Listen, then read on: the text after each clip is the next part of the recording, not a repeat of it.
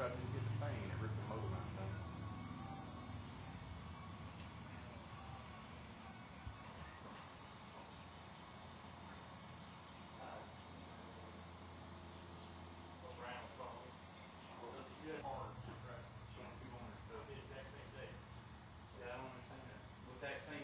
Expiration time here, it was bolted down and ripped loose.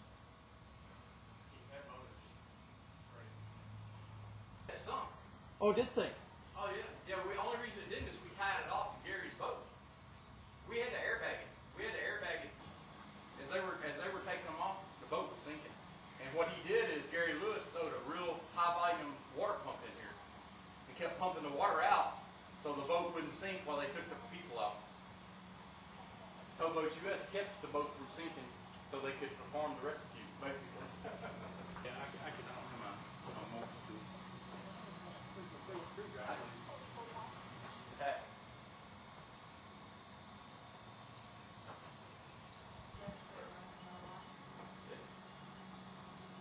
We had an eyewitness to that. We had an eyewitness to that. The security guard.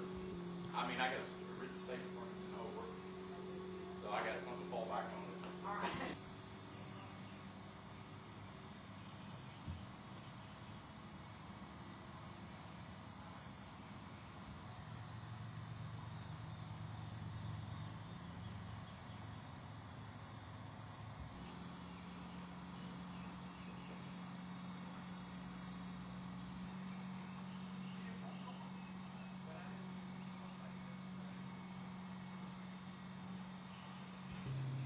I think it didn't have any lights on.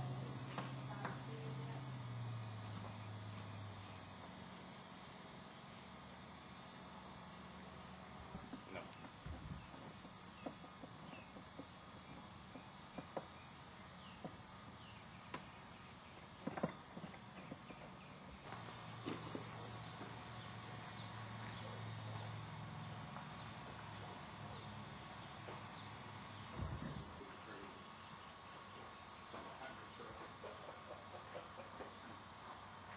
Anything that was bolted down, I think more concerned about them than anything else. The throttle wide open? Throttle is wide open.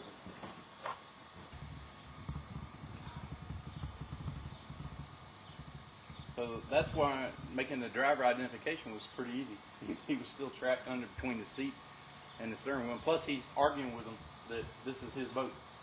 He was arguing with Scott, the paramedic.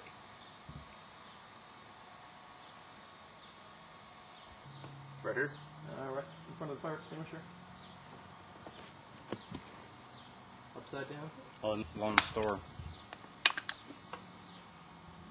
But we know, tell him where that's. I see another Miller Lite can of beer in there too. What's on board? Crazy with it. And that would give you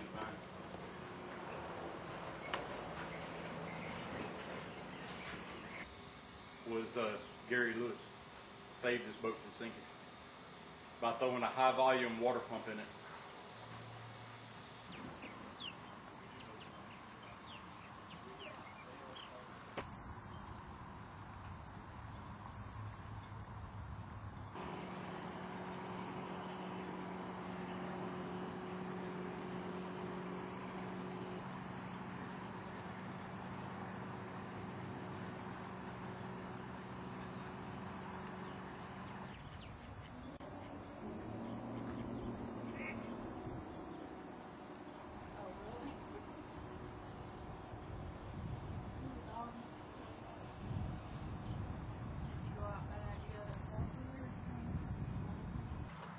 Okay, first of all, name?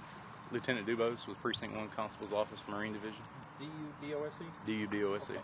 Tell me what happened last night. Kind of run it down from the beginning.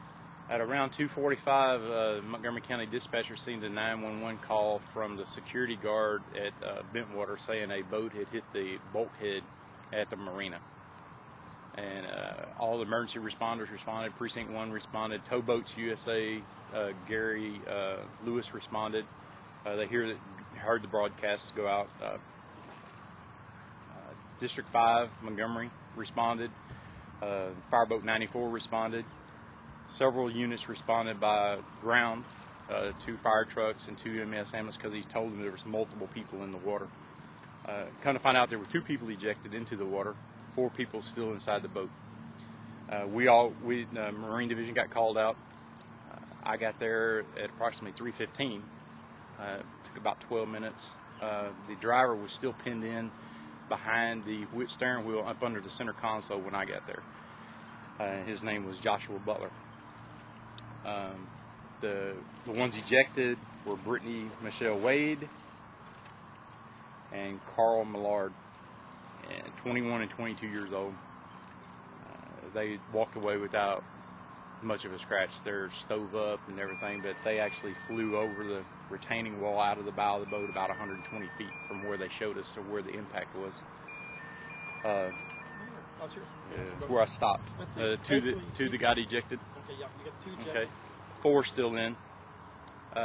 Serious trauma, leg injuries. One's got a broken jaw. The driver has a broken jaw. His aunt said he may lose some of his teeth.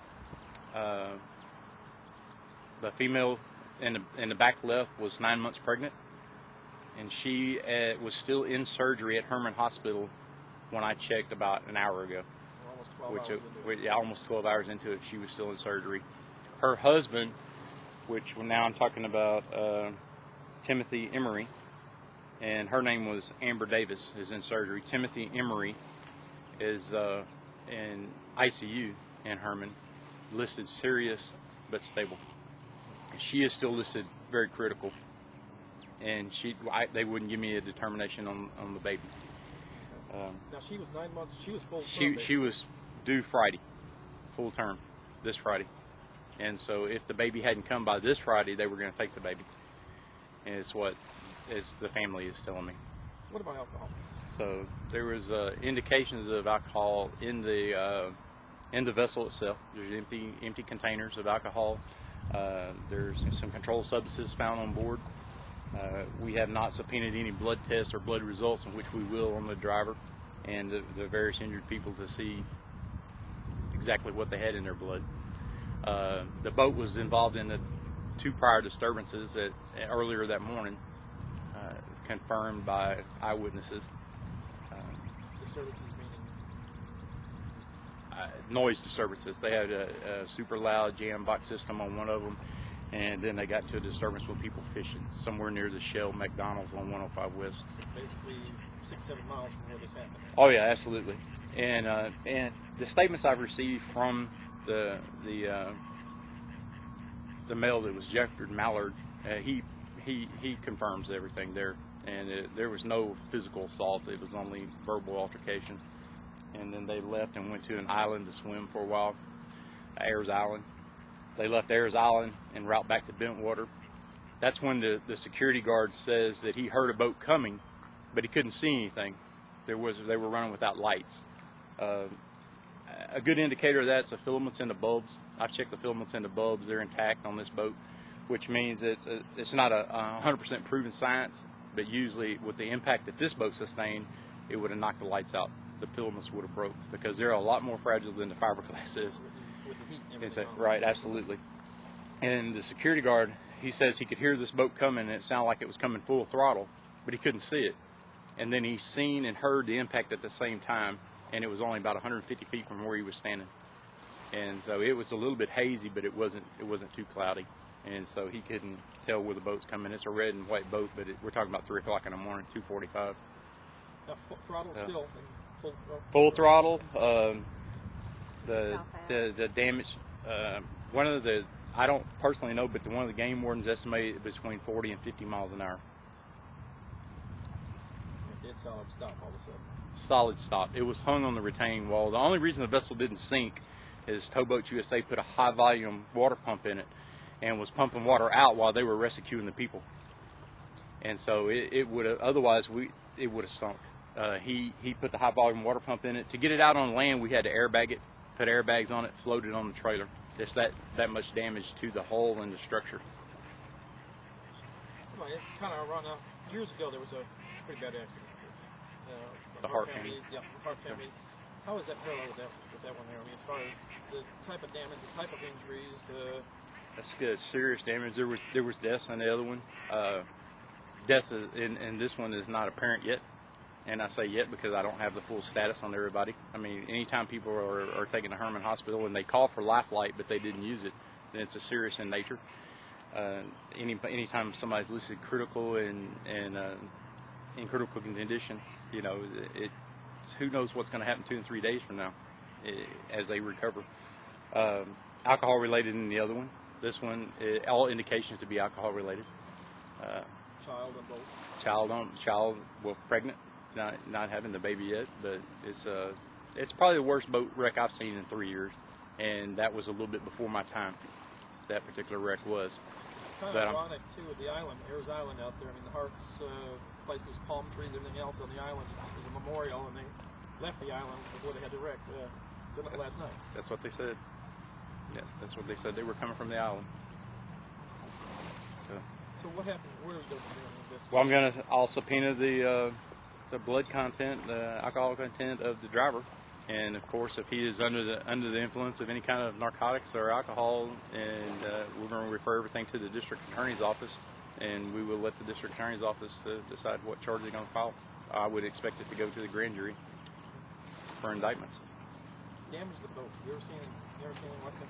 Now, everything in that boat that is could be screwed down, or all the seats, the motor, the engine itself, without the transom hitting anything, without the outdrive hitting anything, is actually ripped from the motor supports, and all the chairs are ripped up out of the floor, and I mean, you can see it's just totally the metal steering wheel is complete circular, is bent in half, and then torn from its brackets. What about when they flew out? How far would you estimate they went the distance? Oh, from what they're telling us, and just putting the naked eye on it, is 120 to 140 feet. That they flew out. That they flew out post impact, after they flew out over the top of the boat. And then basically walked away. Yeah, those two walked away. They were here in the office earlier, and of course they're stiff and sore and everything, but they're not. They don't have any broken bones or any other injuries. What kind of comments are they lying about? They said everybody had been, you know, of course the driver and all, that they had been partying and drinking, and that they just didn't see the wall. He said that by the time that someone hollered, stop, and before he could throttle back, they were in the air.